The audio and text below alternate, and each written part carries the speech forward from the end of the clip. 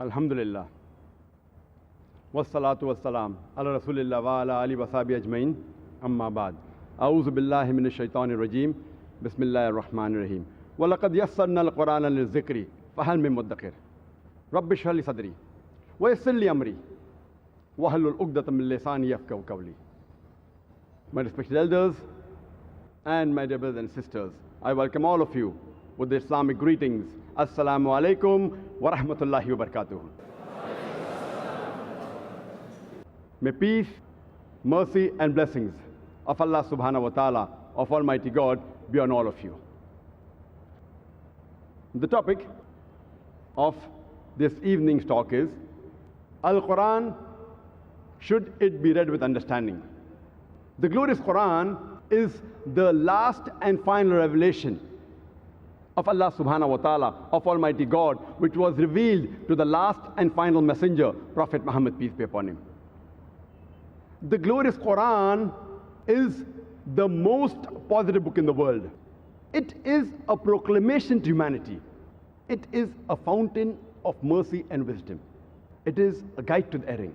It is a warning to the heedless, an assurance to those in doubt. It's a solace to the suffering, and it is a hope to those in despair. How is it possible to derive all these benefits of the Quran without reading the Quran, without understanding the Quran, without pondering over the meaning of the Quran, and without implementing the Quran in your life?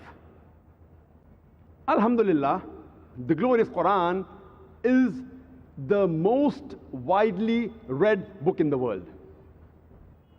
But unfortunately, it is also the book which is most widely read without understanding. Because the majority of the Muslims read the Quran without understanding, that's the reason the contact, the benefit that the Muslims derive from the Quran, it has decreased. The touch of the Muslims with the Quran has declined. Imagine, if a person comes to the Quran and he goes away empty-handed, hearts untouched, soul unmoved, and the life unchanged. What a tragic misfortune it is. Allah says in the Quran in Surah Al-Imran, chapter number 3, verse number 110, Kuntum khaira ummatin ukhrijat lin-nas. O ye Muslims, ye are the best of people evolved for mankind.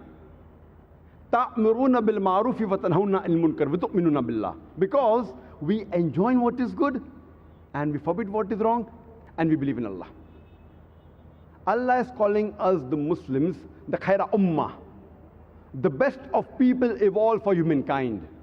And the reason he's giving us is because we enjoin what is good and we forbid what is wrong and we believe in Allah.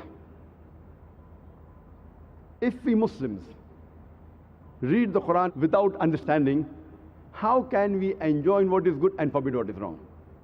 And if we do not enjoin what is good, and if we do not forbid what is wrong, we aren't fit to be called as Muslims. We aren't fit to be called as khaira ummah.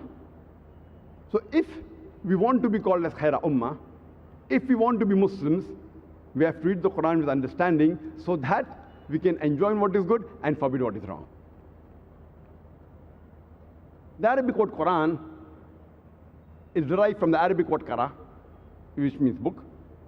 It's also derived from the Arabic word ikra, which means to read, which means to recite, which means to proclaim. How can we proclaim the message of Allah subhanahu wa ta'ala without understanding the message? And another title given to Quran is Furqan. That is the criteria to judge right from wrong.